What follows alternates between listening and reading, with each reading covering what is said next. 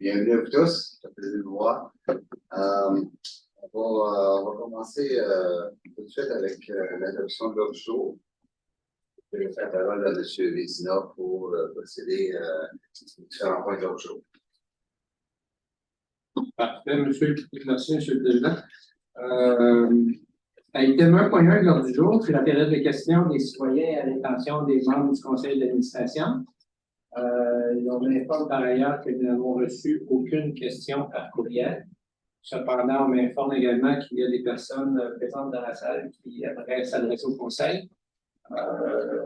J'invitais donc, en premier lieu, M. Carmel Dufour, qui veut bien vous avancer, vous approcher, permettre aux membres du CA de vous entendre. Bonjour. Je m'adresse à vous, membres du CA, premièrement concernant le tramway.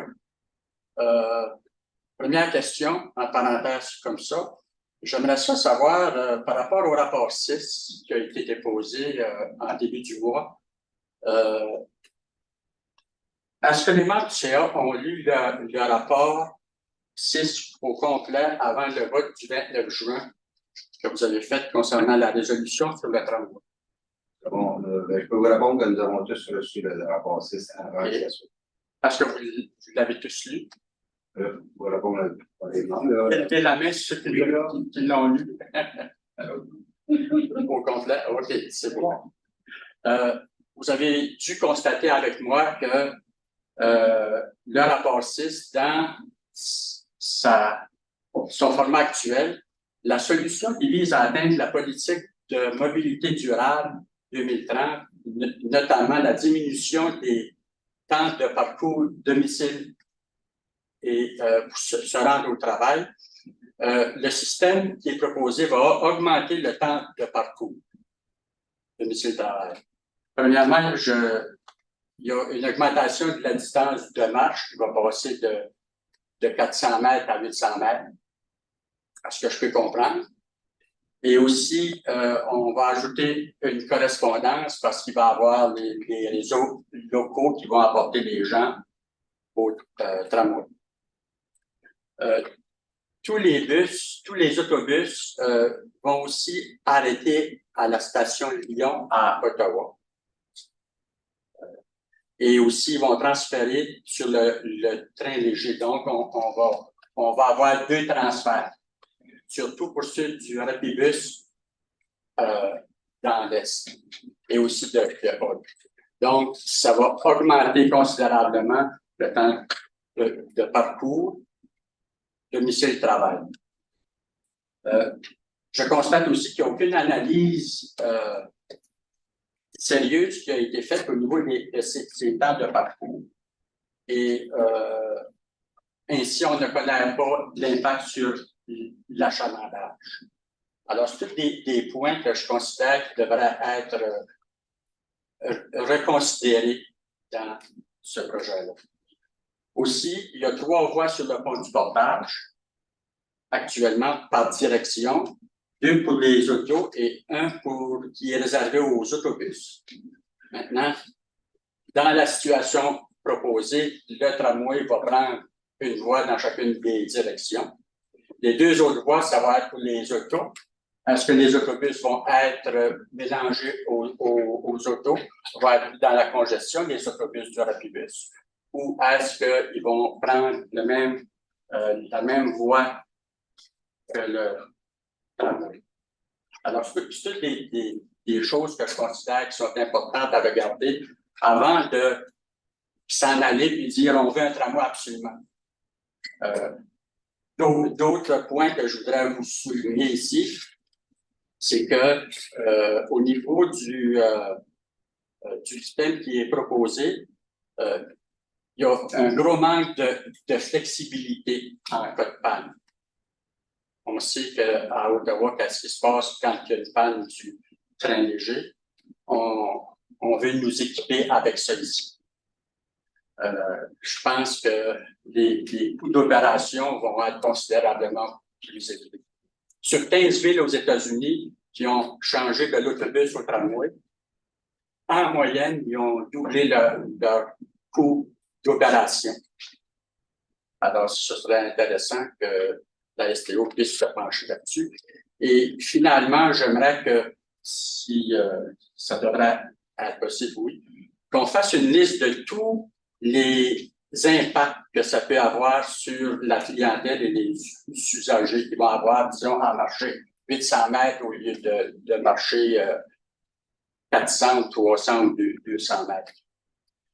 Dans le rapport, il n'y a aucunement mention de l'impact sur les réseaux qui sont pour les locaux, les réseaux locaux. Si on ne les a pas fait encore, quel est l'impact au niveau des coûts d'opération là-dessus? Ça peut être très important aussi au niveau de la fréquence. C'est ça que je voulais vous apporter comme commentaire. Merci beaucoup. C'est M. Jacob. Je veux préciser que les prochaines études devraient avoir lieu pour les 3 prochaines années. On attend le financement, bien entendu, de cette courant.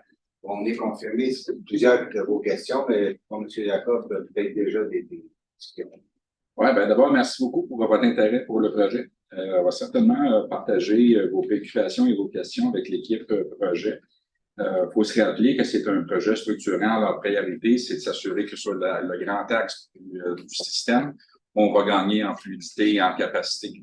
Toutes les études qui nous amènent à aller peaufiner le rabattement du réseau au complet, bien ça, c'est des exercices qui vont venir adresser, je pense, positivement beaucoup des préoccupations que vous abordez. Mais sans entrer dans plus de détails, on va certainement vous revenir par l'équipe du projet là, pour adresser vos préoccupations bien à point.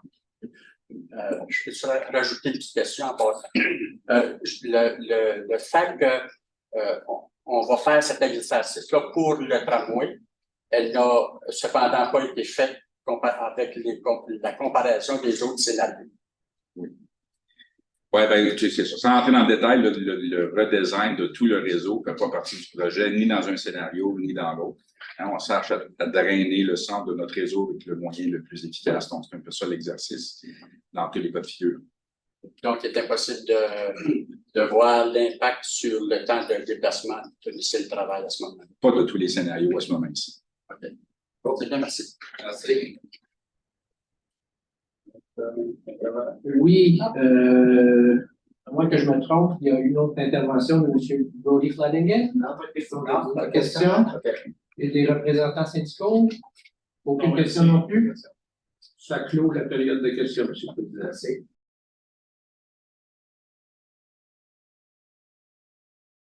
Alors, bonsoir et bienvenue au point de presse. Je suis la république du conseil d'administration de la Société de transport de l'Outaouais. Donc, sans plus tarder, je cède la parole au président du conseil d'administration, M. Jospin Blondin. Merci beaucoup. Bonjour.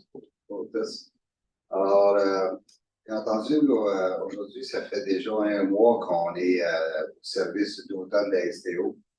Alors, on le voit depuis quelques semaines déjà, le réseau routier est très occupé, souvent à pleine capacité durant les heures de pointe. Alors, cette reprise se sent aussi à bord de nos autobus. Au cours des derniers mois, on a comptabilisé plus de 1 million de déplacements sur le réseau. Le mois d'août est particulièrement été occupé et on attend les chiffres pour septembre. On voit que ça va être en croissance encore. Ce qui nous amène en janvier et août inclusivement un achalandage cumulatif de 70%. Alors, c'est toujours comparatif aux années 2019.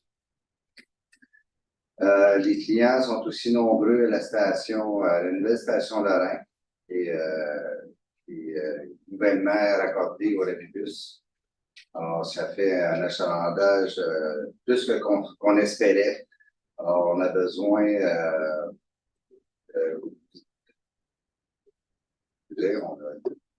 on fait dans les choses, mais on est encouragé, excusez-moi, on est encouragé par le travail, surtout par les études, parce que ça vient dépasser vraiment nos attentes de voir l'achalandage et je peux vous dire que ça vient aussi nous encourager au niveau de nos prochaines études qu'on est en train de compléter.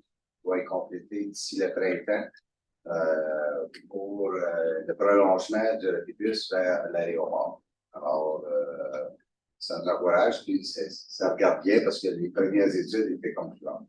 Alors, de ce côté-là, on est confiant. On sait aussi que c'est pas facile en ce moment sur les réseaux de transport en commun. On est victime, comme partout dans le monde, puis on est ici au Québec, au Canada un peu, on est victime de la pénurie au niveau du personnel. Alors, les STO n'y échappent pas. On est en manque de personnel. Alors, on regarde nos équipes de Mantour en observation pour au niveau des déplacements qu'on voit de plus en plus au niveau du transport en commun, au niveau des voitures aussi, il y a de plus en plus de déplacements. Mais on s'ajuste autant que possible. Alors, on fait notre possible, bien entendu. Comme je le lance à chaque fois, s'il y a des gens qui veulent venir appliquer à la STO comme chauffeur d'autobus, on est disponible à vous écouter et à vous recevoir. Alors, on va mettre des mesures en place là, pour essayer d'attirer de plus en plus là, les futurs chauffeurs à venir travailler pour nous, hommes ou femmes. En parallèle à tout ça, on fait un effort, bien entendu, dans le recrutement. Là, on a présentement 11 nouveaux chauffeurs qui circulent présentement, là, pas seuls, mais ils sont tout près de fournir un effort à nos chauffeurs sur place. Pour ce qui est du projet du tramway, les signaux, ça va très bien. On est encore en attente, bien entendu, du financement. Mais on reste positif. Comme vous voyez, on a aujourd'hui, on a continué au niveau de l'infrastructure du projet. On a aussi approuvé la création de 6 nouveaux postes pour continuer nos études et puis aussi pour être prêt lorsque le financement va être annoncé. Alors, je vous remercie beaucoup. Avec des questions. Alors, merci beaucoup, M. Blondin. On n'a effectivement pas de questions médiatiques ce soir. On met fin au point de presse et c'est un rendez-vous à la prochaine assemblée publique qui aura lieu le jeudi 26 octobre prochain. Merci.